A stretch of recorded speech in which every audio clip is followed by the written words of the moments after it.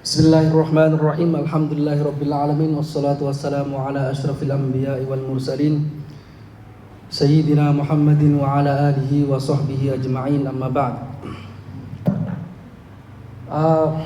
Terima kasih kawan-kawan. Terima kasih atas kepada saya diri saya sendiri. Ya kan, motivasi diri sendiri itu penting. Alhamdulillah, ini adalah pertemuan pertama atau pertemuan kedua, namun pengajian yang pertama sesuai dengan kesepakatan yang dulunya kita rencanakan. Kita akan dalam Yayasan Insan Zilal Indonesia ini kita akan mengaji setiap bulan sekali. Sebenarnya mengkaji atau mengaji kitab tasawuf ini sebuah kecelakaan bagi saya pribadi sebenarnya. Bukan berarti saya tidak pernah ngaji kitab tasawuf ya, tapi karena memang berat. Tapi sebenarnya yang perlu kawan-kawan ketahui, siapa aktor yang bertanggung jawab memilih tema tasawuf dan al-hikam ini? Saudara muslim. Ya emang kan, ini ada sejarahnya loh. Jadi kalaupun salah, kalaupun benar, semua ditanggung seluruhnya Kang Muslim. Kalau salah misalnya, kan ada hadisnya, idza wusidal amru ila ghairi ahlihi fantadhir sa'ah. Persoalan jika diserahkan ke bukan ahlinya, tunggulah kehancuran. Berarti yang hancur nantinya Kang Muslim.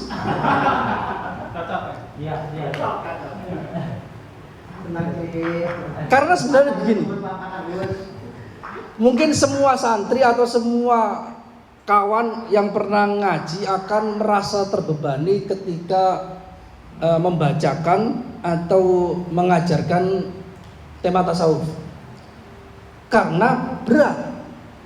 Dalam Al-Quran disebutkan kabura maqtan indallahi an taqulu ma la taf'alun. Besar dosanya orang ngomong tapi nggak dilakukan. Sedangkan teori-teori di dalam tasawuf kita akui bersama susah kita susah. Kalau misalnya kita ngajarkan fikih, misalnya kita ngajarkan bab haji, meskipun kita nggak haji masih bisa diajarkan karena masih punya potensi ke sana. Hanya kita memerlukan uang, nanti akan. Tapi kalau misalnya kita mengajarkan tasawuf, misalnya bab tentang tawakal misalnya, kita nggak tahu kapan bisa mencapai makom tawakal, makom mahabbah. Kapan kita bisa mencapai makom mahabbah? Ya, makom ikhlas. Susah ikhlas itu. Ada undangan deklarasi, kalau nggak ada uangnya juga nggak datang. Ikhlasnya di mana? Ya nggak ada, ikhlas itu susah. Ya. Jadi yang paling konkret kalau ikhlas ya, kalau disuruh ikhlas ya kita cari masjid yang namanya ikhlas, kita bawa stempelannya itu, ini ikhlas dapat nih. Karena memang susah sebenarnya ngaji tasawuf itu susah. Kedua, meskipun demikian saya pribadi memang pernah mengkaji kitab ini.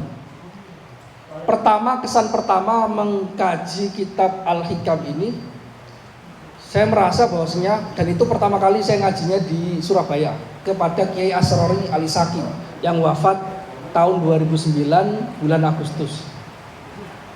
Ya, bulan Agustus. Beliau adalah guru mursyidnya Kiai Zen yang Cibinong.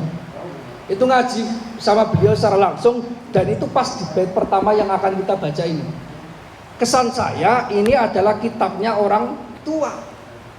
Kitab-kitabnya orang yang telah selesai dengan dirinya sendiri, bukan sedang mengejar duniawi, bukan sedang mengumpulkan ketenaran, popularitas, bukan.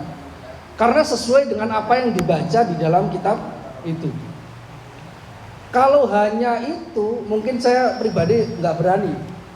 Tapi kebetulan saya punya referensi yang lain yang menunjukkan bahwasanya mengajar kitab tasawuf tidak seangker kesan yang dibangun selama ini. Tes. Halo. Bentar. Terus. Saya punya dalil. Mengapa orang yang belum makom tasawuf tapi juga bisa mengajarkan tasawuf asalkan dia paham. Dalil pertama, dalilnya Imam Ghazali. Pengalaman hidupnya Imam Al-Ghazali yang disebutkan di dalam kitab Al-Munqidh Minadh Dhalal itu kan semacam autobiografi beliau. Beliau telah menjadi guru besar di bidang fikih, menuliskan kitab Al-Basit, Al-Wasit, Al-Wajiz. Beliau juga sudah menjadi guru besar di bidang teologi, menuliskan kitab Tahafudul Falasifah, Maqasidul Falasifah, Mi'yarul Ilm, Al-Iqtisad fil Ittiba. Itu dilalui oleh beliau sebelum masuk ke dunia sufi. Kemudian beliau merasa bahwasanya hatinya tidak tenang. Ilmu sudah banyak, mengaji kepada Imam Haromen yang terkenal sangat alim, tapi hatinya belum mencapai apa yang disebut di dalam hadis halawatul iman, lezatnya keimanan. Berarti ada yang salah, berarti ada jaringannya yang konslet. Maka beliau mencari-cari apa salahnya ini, kemudian mencari-cari nemulah jalan sufi. Beliau mengatakan di kitab itu bahwasanya pertama yang saya lakukan adalah saya membaca semua kitab sufi, semua kitab ahli tasawuf yang beredar di zaman itu. Kitabnya Abu Thalib Al-Makki, Qutul Qulub, kemudian kitab-kitab yang lain itu banyak dibaca, dan beliau sudah membacanya seluruhnya, sudah paham artinya. Tapi kok belum mencapai makom yang dituliskan di dalam kitab itu. Akhirnya beliau menyimpulkan bahwasanya sufi, as-sufiyah itu ashabu ahwal, la ashabu akwal. Ulama sufi itu adalah sosok-sosok yang ahli berbicara soal makom-makom hati, merasakannya, merealisasikannya pada kehidupan sehari-hari, namun bukan sekedar teori. Karena itu kalau hanya sekedar membaca memang belum sufi. Tapi yang ingin saya garis bawahi, beliau mempelajari kitab sufi itu awalnya memang dari teori. Maka saya ingin memasukkan apa yang nanti akan kita kaji di sini itu ke dalam pemahaman, tasawur, konsepsi terkait apa yang disebut dengan tasawuf yang akan kita baca ini. Kitab Al-Hikam, saya di Kairo membacanya atau mengkajinya, mengaji kepada guru diantaranya adalah Dr. Syekh Yusri Al-Hasani. Beliau seorang mursyid Thariqah Syadzuliyah, Siddiqiyah Syadzuliyah. 2 kali. Pertama adalah setiap Jumat beberapa bait. Kemudian pernah satu momen mengkhatamkan kitab Al-Hikam ini, dibaca secara tuntas mulai dari awal sampai akhir dan dijelaskan sedikit-sedikit langsung di depan makamnya Syekh Ibnu Athaillah As-Sakandari. Karena kebetulan pengarang dari kitab Al-Hikam adalah ulama Mesir yang kelahirannya berasal dari kota Alexandria, yang di sana banyak perbatasan dengan Italia. Ada perbatasan laut, kemudian langsung ke Italia, dekat situ. Jadi demikian sekilas tentang apa terkait kitab Al-Hikam. Jadi saya punya sanad ke sana, alhamdulillah. Nah, kemudian yang ingin saya sampaikan di sini ada hal yang menarik terkait kitab Al-Hikam. Ini pengalaman pribadi saya yang diserasakan oleh kawan saya yang kebetulan dia itu seorang Wahabi. Orang Wahabi kan terkenal anti tasawuf, anti tarekat, nganggap bahwasanya tarekat itu bid'ah, bukan ajaran Islam, ajaran setan. Ya. Namun teman saya itu membaca butir-butir yang ada di dalam kitab Al-Hikam karena dia paham bahasa Arab. Ternyata kok bagus ya kitab ini. Jadi akhirnya terus teman-teman itu ngajak studi kelompok, membaca dan menerangkan kitab Al-Hikam, teman saya yang Wahabi ikut. Jadi ada Wahabi ngaji kitab tasawuf, menyukainya meskipun tetap Wahabi. Itu ya di Kairo itu. Saya punya teman.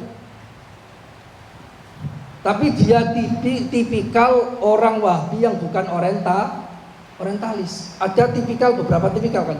Wahabi orientalis, Wahabi atau Wahabi misionaris, yaitu Wahabi yang punya misi memwahabikan orang yang belum Wahabi. Ada orang yang Wahabi yang non misionaris. Teman saya yang non misionaris, Wahabi dipakai diri sendiri, diyakini diri sendiri, dan dia tetap bangga bahwasanya dia itu Wahabi.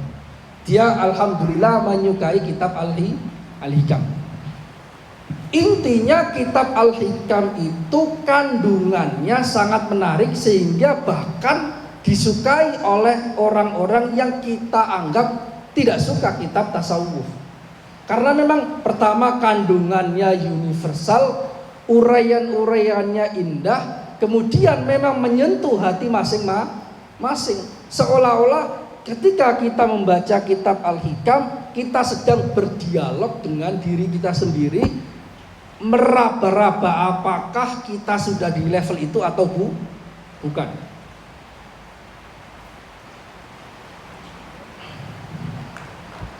Mengapa demikian? Nah, ini pertanyaan. Sorry lah, ini kajian.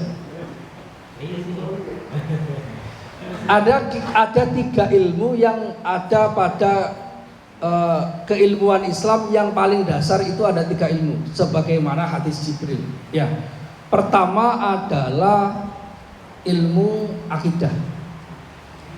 Isyaratnya adalah tentang terkait rukun iman kepada Allah, iman kepada Rasul, iman kepada kitab dan sebagainya. Itu kitab akidah. Kemudian ada terkait dengan syariat, yaitu rukun Islam, syahadat, sholat, zakat, ibadah, puasa, haji, sampai haji seluruhnya.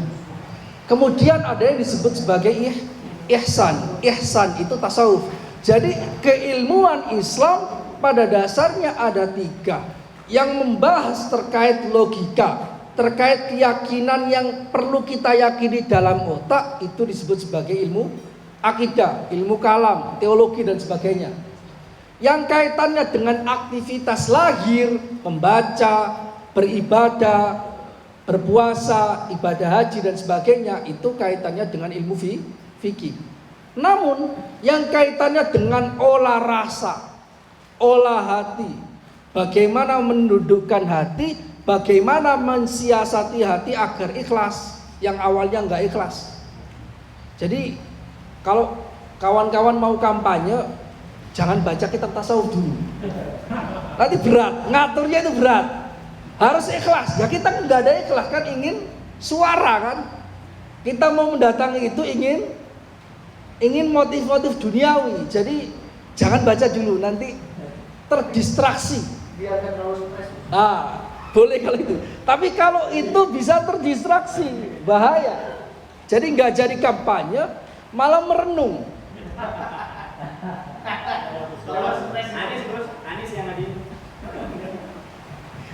Jadi seperti itu. Jadi itu sebenarnya fungsi-fungsi dari kitab tasawuf, kitab akidah dan kitab syariah itu seperti itu. Jadi bidangnya beda-beda. Karena itu penting. Ada beberapa tipikal orang membaca kitab dan ilmu itu karakternya tidak dipahami sehingga menggunakannya secara salah. Misalnya saya kasih contoh. Di dalam kitab tasawuf ada bab terkait dengan riya. Dituliskan di dalam kitab Ihya Ulumuddin, ciri riya itu A, B, C, oke ya. Terus kemudian dia membacanya seolah-olah itu kitab akidah atau kitab fikih. Sehingga ketika dia melihat orang lain, kok cirinya pas, oh dia riya, oh dia riya, oh dia riya. Lah dia itu salah. Kenapa? Karena ini adalah kitab tasawuf. Kitab tasawuf itu terkait ilmu tasawuf yang bukan ilmu perang atau ilmu menghukumi orang lain, bukan. dia menghukumi diri sendiri. Kalau tidak, maka kita masuk kepada bab yang lain dalam tasawuf, yaitu su'uzon. Jadi maksudnya mau mengamalkan bab riya, bagaimana mengenal orang-orang riya, tapi malah masuk ke dalam bab su'uzon. Nggak bisa. Karena tasawuf itu dituliskan untuk dibaca, untuk meraba diri sendiri atau diajarkan ke muridnya agar sama-sama introspeksi diri sendiri, bukan untuk mengoreksi orang lain. Kalau mengoreksi orang lain itu ada ilmunya yang lain. Pertama ilmu akidah, ilmu kalam, itu kaitannya koreksi terkait pikiran, terkait keyakinan. Ada orang meyakini Tuhan gak ada, berarti kita kritik argumentasinya. Kenapa kamu yakin Tuhan gak ada? Argumentasi kamu apa? Di dalam kitab kalam ada argumentasinya ribuan yang bisa kita pakai untuk menyerang keyakinan seperti itu. Karena kitab kalam, ilmu akidah itu ilmu perang.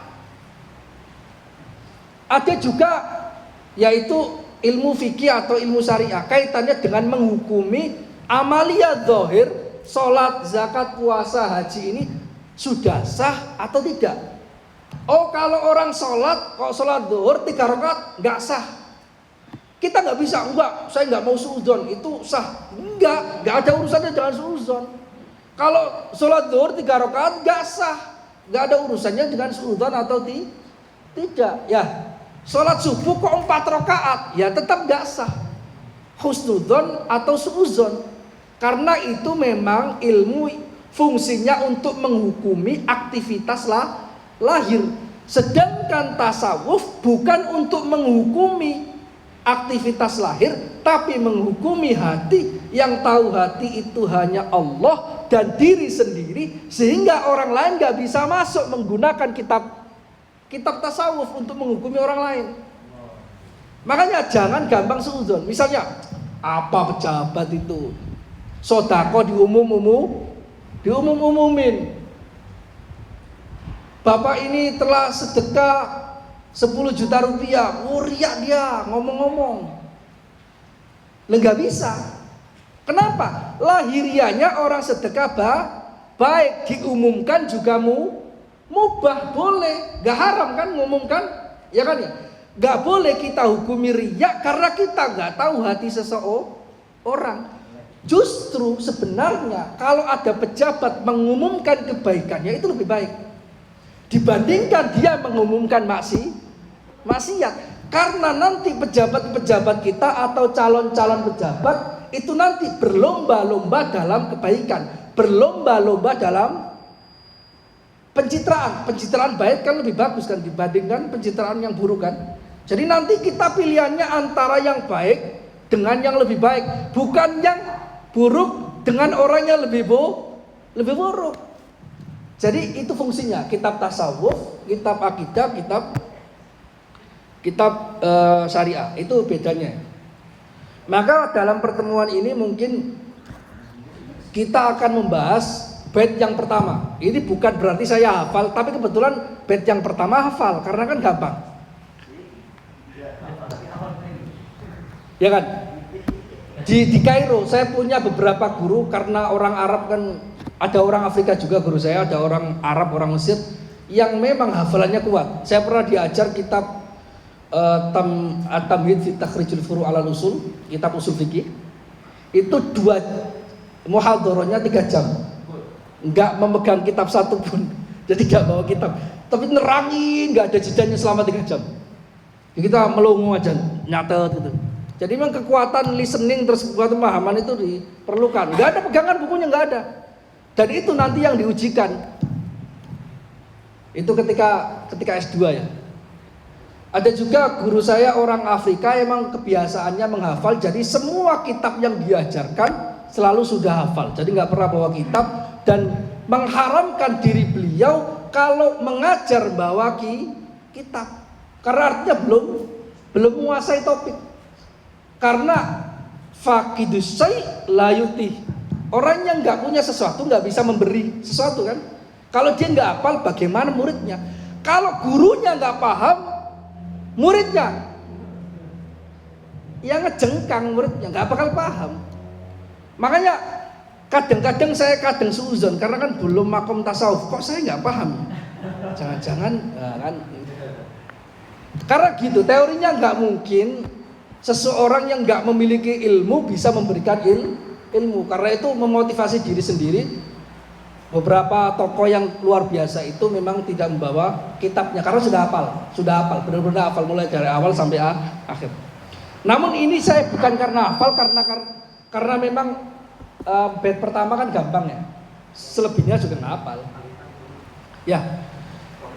Bismillahirrahmanirrahim. Qala al-muallif rahimahullahu taala wa nafa'ana bihi wa bi ulumihi fid dharain amin. Qala min alamatil i'timadi 'alal amal nuqsanur raja'i inda wujudi zalal.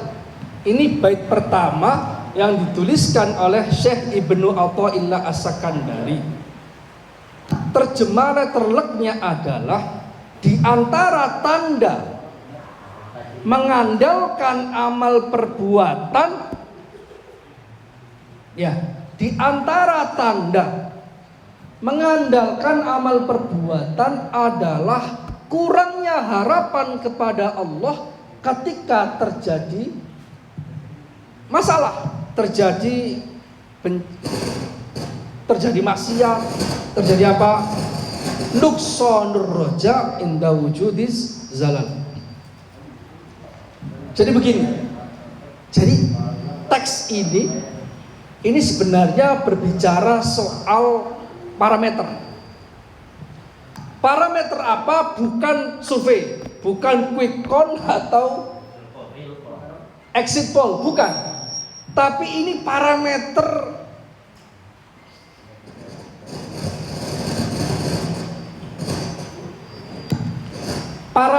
keyakinan kita kepada Allah Subhanahu wa taala. Karena kitab Al-Hikam ini meskipun tasawuf tapi isinya sebenarnya ada beberapa topik terkait akidah, terkait suluk, terkait muamalah dengan terkait munajat dengan hati masing-masing, terkait makom dan sebagainya. Tapi yang paling banyak di sana diantaranya adalah terkait akidah. Mengapa terkait akidah padahal ini bukan kitab akidah? Karena begini, sebenarnya kalau kita baca kitab-kitab akidah, kitab kalam, itu sebenarnya beberapa topiknya itu adalah topik yang sama yang juga dibahas di dalam kitab tasawuf. Perlu diketahui ya, generasi tasawuf, sufi-sufi yang mutaqaddimin yang awal itu menamai kitab tasawuf sebagai kitab akidah atau kitab tauhid. Misalnya Syekh Arslan, seorang wali besar di daerah Damaskus yang hidup sebelum zaman Ibnu Arabi, yaitu abad ke-6 Hijriah. Itu kitabnya Risalah At-Tauhid. Berbicara tasawuf, penamaannya tauhid.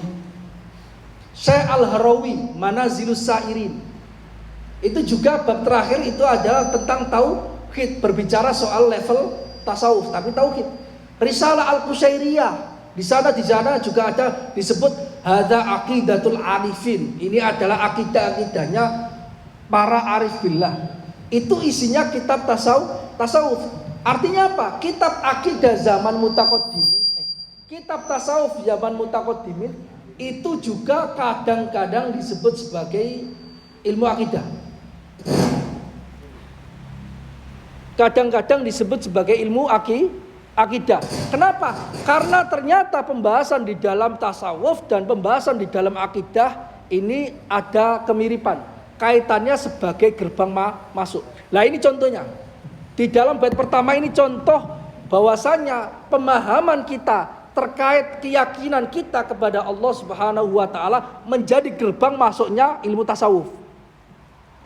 Gerbangnya bagaimana? Gerbangnya seperti ini. Saya jelaskan. Di dalam Al-Qur'an Allah menyebutkan, wallahu khalaqakum wa ma ta'malun. Allah menciptakan kalian seluruhnya dan juga amal perbuatan kalian. Yang diciptakan oleh Allah itu seluruhnya, seluruh makhluk itu diciptakan Allah. Zatnya, sifatnya, perbuatannya. Manusia diciptakan Allah, sifat manusia diciptakan Allah, perbuatan manusia diciptakan Allah. hewan diciptakan Allah, gerakannya diciptakan oleh Allah, sifat-sifat hewan diciptakan Allah. Karena itu seluruhnya disebut sebagai alam. Alam adalah al-alam ma siwallah. Alam itu adalah segala hal yang selain Allah Subhanahu wa ta'ala. Allah ta'ala berfirman, wallahu khalaqakum. Allah menciptakan kalian dan juga amal perbuatan kalian. Artinya keyakinan yang wajib kita yakini adalah seluruh perbuatan diciptakan oleh Allah sesuai dengan sifat wahdaniyah Allah Ta'ala. Sifat wahdaniyah fi dzat. Keesaan Allah dalam zat, meyakini tidak ada zat Allah itu wajib esa. Tidak mungkin zatnya ada dua, apalagi tiga. Kalau tiga menjadi Kristen, kalau dua menjadi Majusi karena ada Tuhan baik dan buruk. Kalau lebih dari tiga menjadi orang-orang paganisme karena meyakini banyak Tuhan. Ya, zat, sifatnya juga demikian. Kita meyakini seluruh sifat Allah itu menyatu pada diri Allah, tidak berbeda. Kemudian ada yang kaitannya dengan ini adalah wahdaniyah al-af'al. Bahwasanya seluruh perbuatan itu adalah hanya ada perbuatan Allah. Apa yang disebut perbuatan Allah? Perbuatan Allah itu adalah alam semesta. Perbuatan Allah adalah menciptakan. Ya, menciptakan, memberi rezeki, memberi petunjuk, memberi daya, itu adalah semuanya perbuatan Allah. Artinya menciptakan makhluk itu perbuatan Allah. Karena itu makhluk adalah atharu af'alillah. Athar af'alillah. Efek dari perbuatan Allah. Kita hanya dibuat oleh Allah. Kita tidak menciptakan diri kita sendiri. Seluruhnya diciptakan oleh Allah. Lah, keyakinan bahwasanya semuanya ditakdirkan oleh Allah sejak zaman azali itu yang perlu untuk dimasukkan ke dalam hati. Sehingganya gini, ini penting kaitannya dengan ini. Sehingga ketika kita melakukan ibadah, kita yakin ini ditakdirkan oleh Allah yang menciptakan Allah. Ketika kita melakukan maksiat, sebenarnya dosa kita, tapi memang sudah ditakdirkan oleh Allah Subhanahu wa ta'ala. Loh, Ustadz, bagaimana ini? Kalau orang melakukan ibadah, balasannya surga. Tapi kalau maksiat, balasannya neraka. Lah kalau semua diciptakan oleh Allah, atas dasar apa balasan itu? Yang namanya orang kerja dapat gaji. Ya kan? Lah tapi kalau gak melakukan apa-apa kok dapat gaji. Terus kalau kita diciptakan maksiat kita, kok kita dapat neraka? Kok kita dihukum? Wong kita gak berbuat kok dihukum? Itu pertanyaan yang sering diungkapkan oleh orang yang tidak mengerti posisi penempatan dalam sifat ini. Begini, agak serius ya. Tapi ini seru sih. Kalau saya seru, tapi nggak tahu yang lainnya. Jadi begini, jawaban paling simpel itu adalah sabdanya Rasul Shallallahu Alaihi Wasallam. Ini juga sempat ditanyakan di zamannya Nabi. Kalau begitu, untuk apa kita beramal? Rasul mengatakan, wa kullun muyassarun lima khuliqalah. Setiap orang akan dimudahkan menjalani takdirnya. Artinya kalau orang itu ditakdirkan nanti masuk neraka, ya memang di dunianya memang sukanya nyabu, suka mabuk, suka menerima suap dana kampanye. Sorry ya. Maksudnya seperti itu. Lah kalau orang memang sejak di azali di Lauhil Mahfuz dituliskan dia ahli surga, maka dia memang akan dimudahkan oleh Allah untuk rajin sholat, rajin puasa. Kalau gak puasa sekali dua kali diqadha. Kalau punya harta berlebih dizakati. Kalau punya harta berkecukupan maka dia wajib haji. Artinya para ulama menyimpulkan sebenarnya amal perbuatan baik dan buruk yang kita lakukan itu bukan sebagai penyebab kita masuk neraka atau surga. Enggak. Tapi itu tanda. kita rajin ibadah itu tandanya Allah sudah menuliskan di Lauhil Mahfuz bahwasanya kita sebagai ahli surga nantinya.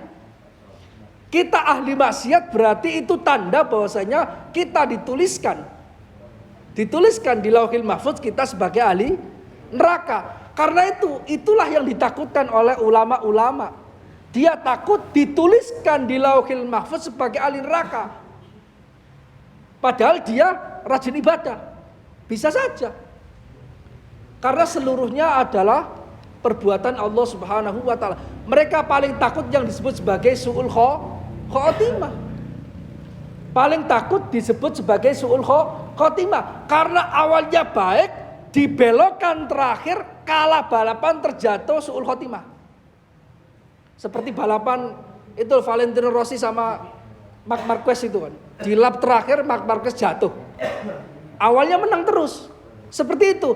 Orang rajin ibadah tapi di akhir-akhir ketika sedang tua, dia kok melihat orang maksiat kayaknya enak deh masuk diskotik ini. Ternyata meninggalnya di diskotik. Dalam keadaan dia lalai terhadap Allah Subhanahu wa taala. Catatannya itu nanti diakhiri dengan amal jelek. Nanti masuk koran ada orang meninggal di diskotik. Siapa ini? Pak Haji A. Wah. Catatan akhirnya itu jelek. Nah, itu yang ditakutkan kan? Lah, karena itulah yang disebut sebagai kita meyakini adanya takdir. Karena itu min alamatil i'timadi 'alal amal nuqsanur raja inda wujudi zalal. Di antara tanda orang itu parameternya adalah dia menggantungkan amal perbuatan tapi tidak menggantungkan rahmat Allah, tidak meyakini semuanya perbuatan Allah adalah ketika dia maksiat. Nah, lemah semangatnya. Wah, udahlah, saya udah maksiat kayaknya ahli neraka ini kayaknya. Ahli neraka pasti ini, pasti. Padahal dijalankan wala tai'asu mir rauhillah. Jangan putus asa dari rahmat Allah Subhanahu wa taala. Karena kalaupun kamu maksiat, kalau kamu ditakdirkan baik nanti bertobat, nanti masuk surga. Karena al-insan mahalul khotawan nisyan. Manusia itu selalu punya salah kecuali Nabi. Karena itu dosa itu tidak masalah. Yang masalah adalah dosa yang tidak ditobati. Ya. Yang masalah adalah dosa tidak. Karena itu Ibnu Athaillah bilang gini, parameternya seperti itu. Parameternya adalah orang sufi parameternya gini. Ketika dia ahli ibadah, rajin sholat malam, misalnya tahajud. Tiba-tiba satu malam dia tidak bangun, nggak sholat tahajud. Kemudian ketika terbangun dia sudah masuk subuh, dia nyesel sekali. Ya bagus nyesel sekali. Tapi akhirnya dia putus asa. Ini ujungnya ke putus asa. Dia putus asa, kayaknya saya nggak baik deh. Kayaknya saya nggak baik deh. Saya nggak bisa mencapai level-level yang lebih tinggi dalam makom agama. Ya udah putus asa. Orang putus asa itu efeknya malah mundur. Paham nggak? Misalnya ini gampang. Kadang orang agak bingung. Loh, bukannya kalau orang putus asa malah dia semangat untuk mengejar lagi? Enggak, efeknya jelek.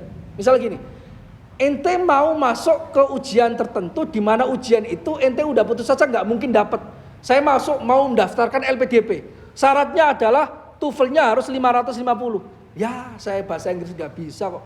Udah putus asa, ya kan? Semangat nggak daftar? Mustahil. Kalau udah nggak yakin, nggak semangat, putus asa dia akan lulus, dia nggak akan gerak. Justru orang gerak itu ada potensi berhasil meskipun nanti akhirnya nggak berhasil atau berhasil kan nggak ada jaminan kan. Orang yang nggak putus asa itu nanti justru yang bisa gerak. Orang misalnya 550, saya sekarang masih 200. Kayaknya saya belajar bisa deh, 3 bulan, 4 bulan bisa deh. Lah, nggak putus asa, akhirnya kan bergerak kan. Kalau sejak dari awal putus asa, nggak akan gerak. Makanya yang paling bahaya bagi ulama sufi adalah orang yang bermaksiat terus putus asa. Makanya orang yang di dunia malam itu sebenarnya kebanyakan katanya itu berputus asa. Saya itu udah buruk Pak Ustadz, udah buruk banget, ya udah sekalian buruk. Ya, udah pernah minum khamr sekali, ya udah sekalian berkali-kali. Saya udah pernah mencuri sekali, udah pernah korupsi 1 juta, ya udah sekalian 100 juta. Justru keburukan itu munculnya dari putus asa, bukan karena terlalu yakin. Ya, karena itu ketika kita nggak sesuai dengan rencana kita, jangan putus asa.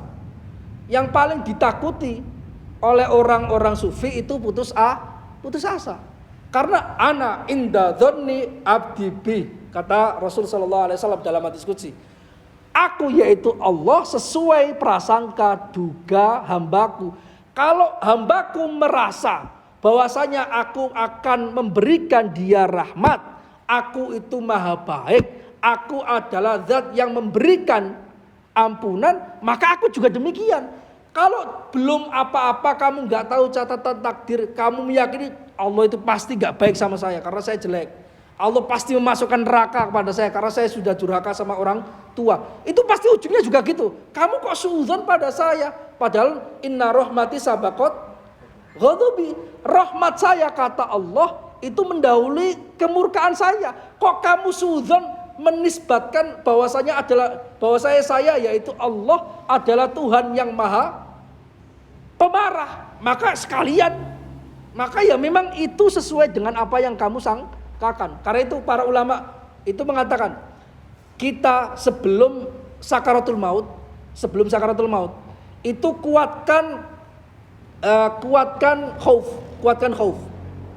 Kita takut ancaman neraka. Kalau kita maksiat kita takut ancaman neraka dan sebagainya. Kita rojak khauf. Ada harapan, ada ketakutan. Tapi ketika di detik terakhir last minute, kita harus menguatkan rojak saja. Ketika sakaratul maut, kata para guru-guru kami, di detik-detik terakhir ketika seseorang mau meninggal, itu yang dipikirkan jangan maksiatnya. Oh saya dulu pernah maksiat, enggak. Tapi dipikirkan Allah itu rahmat, Allah itu bisa mengampuni segala hal bisa diampuni oleh Allah. Karena itu jaiz bagi Allah, neraka surga ciptaan Allah. Karena itu semuanya tergantung Allah. Saya meyakini Allah akan mengampuni saya meninggal. Itu nanti sesuai dengan sangkaan hamba itu. Ini adalah kaitan dengan ini. Jadi redaksi di dalam bait pertama Ibnu Athaillah itu rangkuman dari banyak ayat, banyak hadis yang disebutkan oleh Nabi dan dijelaskan oleh para ulama. Min alamatil i'timadi 'alal amal nuqsan roja'i inda wujudi azalal. Karena itu ini seperti yang saya katakan tadi, keyakinan ilmu akidah itu gerbang bisa diamalkan menuju ke makom tasawuf. Asal tauhidnya benar, punya potensi, tasawufnya benar. Misalnya sebaliknya, tauhidnya salah, maka nggak punya potensi. Dia masuk ke ilmu tasawuf, nggak punya potensi. Misalnya dia meyakini sebagai seorang yang qadariyah, meyakini amal perbuatan adalah diciptakan oleh diri kita sendiri. Kita masuk surga, ya karena perbuatan kita. Kita masuk neraka, ya karena perbuatan kita. Allah tidak menciptakan perbuatan kita, Allah hanya menciptakan zat kita. Nah, misalnya kayak gitu keyakinannya. Maka efeknya adalah nggak akan bisa masuk tasawuf, nggak akan. Nggak akan ada namanya makom rojak, makom mengharap rahmat Allah, nggak akan. Karena hanya optimis saja sesuai dengan amal perbuatan, melihat amal perbuatan itu sesuai parameter duniawi. Kalau usahanya 100, hasilnya 100. Kalau usahanya 50, hasilnya 50. Padahal kan tidak. Rasul mengatakan lan yudkhila ahadun lan yudkhila ahadakumul jannah amaluh. Seorang pun tidak akan masuk surga karena amal perbuatannya. Rasul mengatakan demikian. Kaget, para sahabat itu mendengar hadis ini kaget, loh, masa sih orang nggak bisa masuk surga karena amal perbuatan? Nggak bisa. Wala anta ya Rasulullah, kamu juga demikian ya Rasulullah, nggak bisa masuk surga karena amal perbuatan? Iya. Tapi Rasul mengatakan terusannya illa an